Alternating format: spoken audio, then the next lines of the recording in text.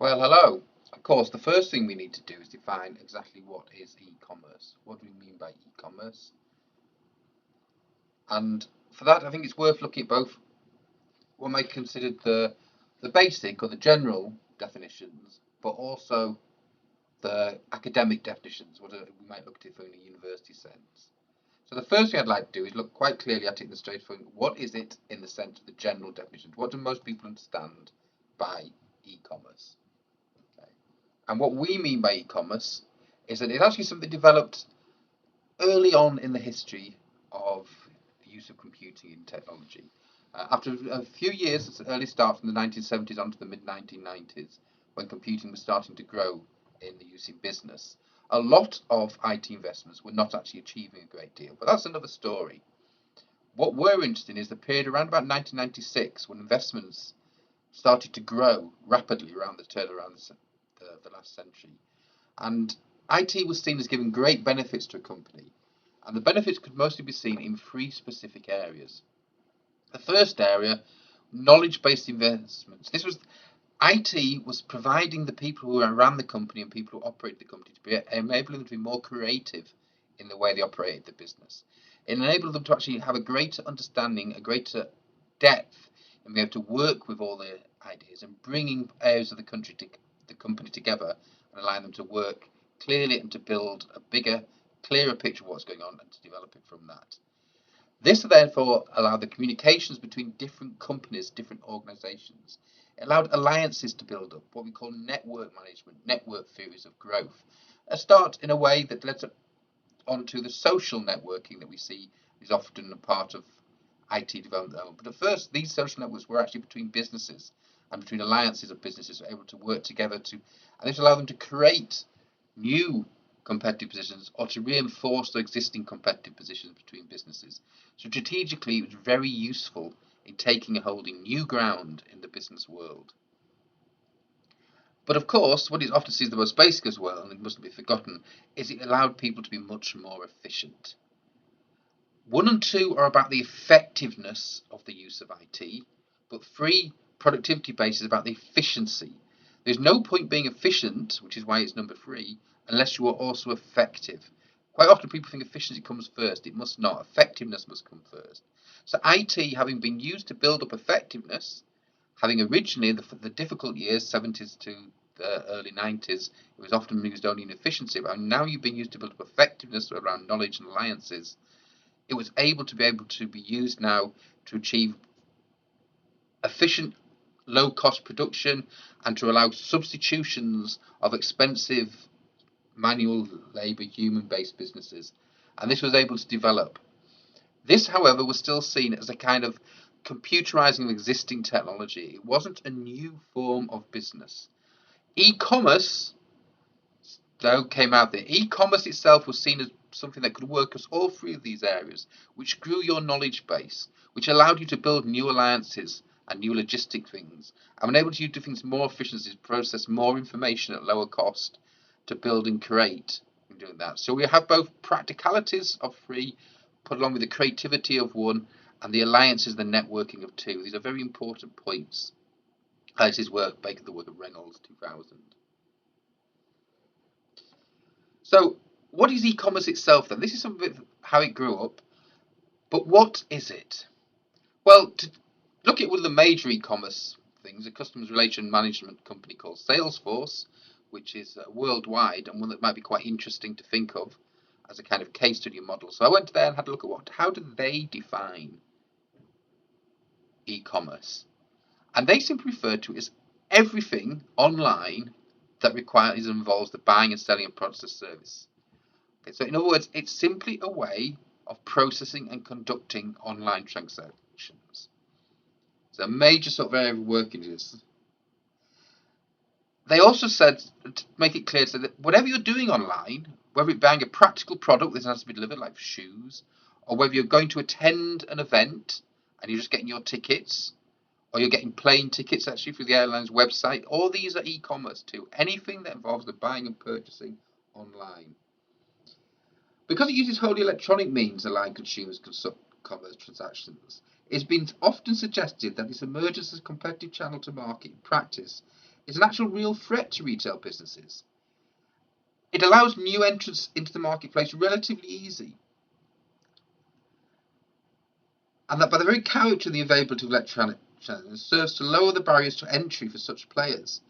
And this is very difficult, therefore, and causes problems for existing incumbents who may have made heavy investments in older technology, who now found that newer, nimbler, high-tech alternatives with very little capital requirement are blowing into the market.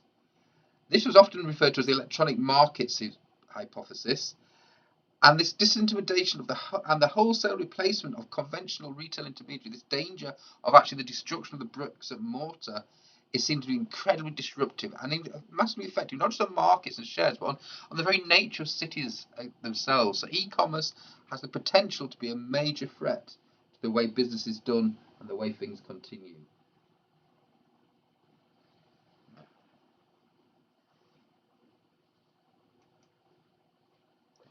So if that is the way business and industry looks at e-commerce, what do academics look at it? How do universities concern it? And of course, for that, we've looked at a very general, great overview of all the things that have been talked about in the e-commerce world. And there we talk about it as being an electronic platform for taking the customer's orders, receiving and making payments, providing customer service, collecting market information, as well as conducting marketing promotional activities are collectively referred to as e-commerce. Look at this.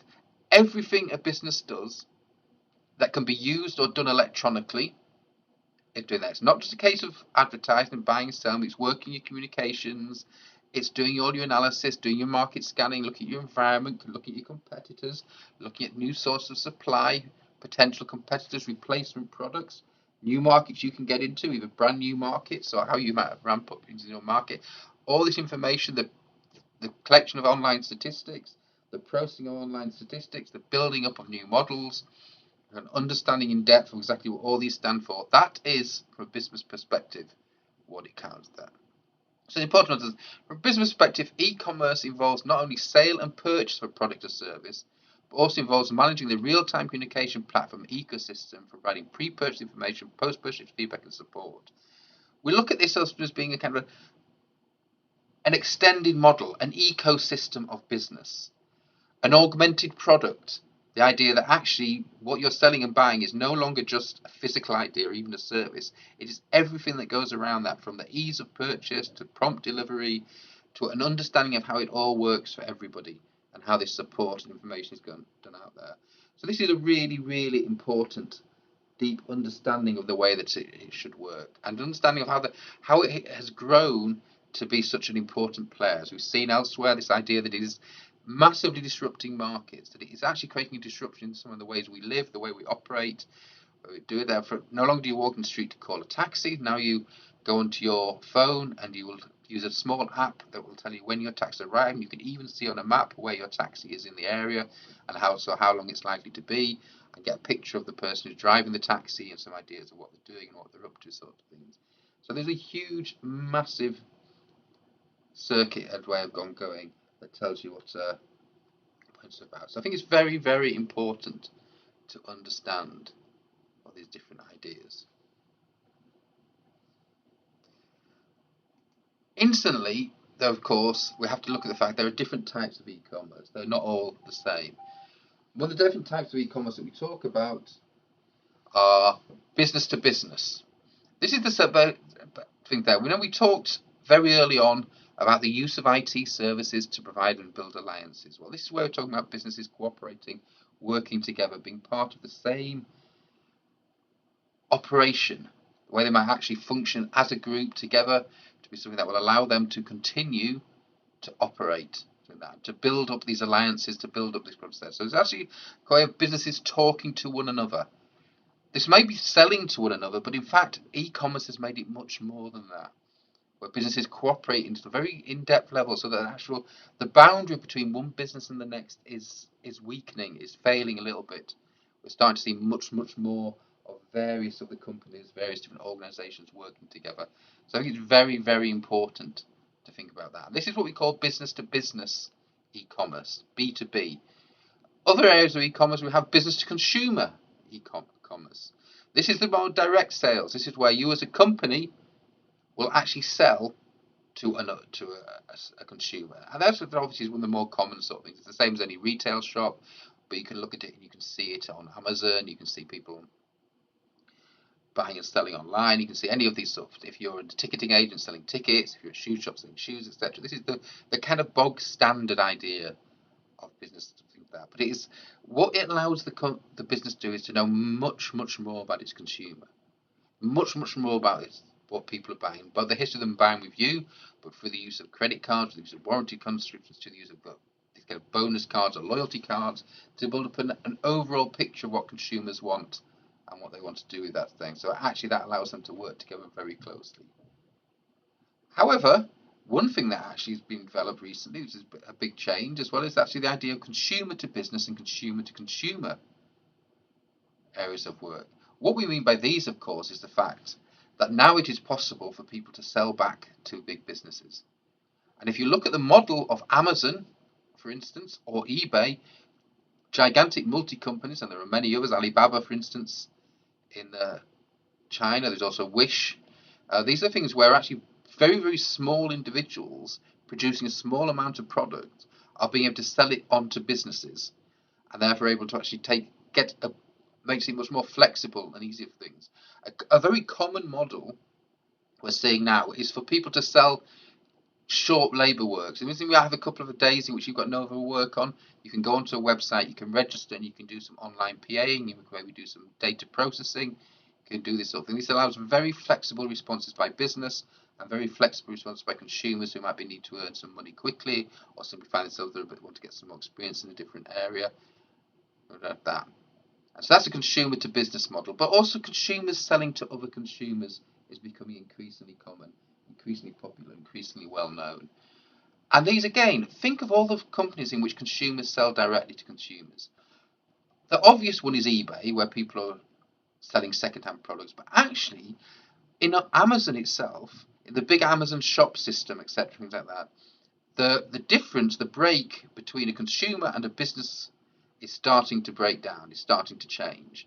And actually, one of the things that e-commerce has allowed is for anyone who can set up a computer and can sell online. They can sell a product, they can sell a service, or they can sell an experience.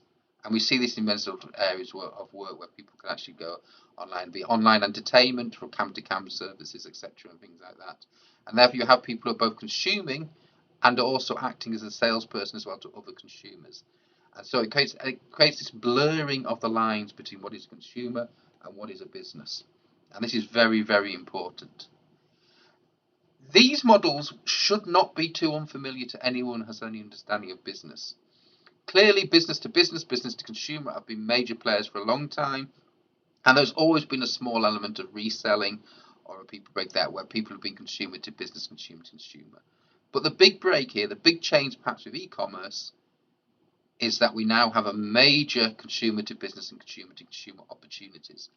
Though many of these, for instance, are still controlled by large businesses. I mean, consumer to consumer takes place on websites, on platforms controlled by some of the world's largest businesses such as eBay, Alibaba, Facebook, and Amazon.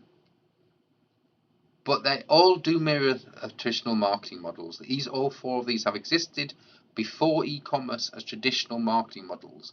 But e-commerce, the rise of electronic areas of work, have made major differences to the way these operate.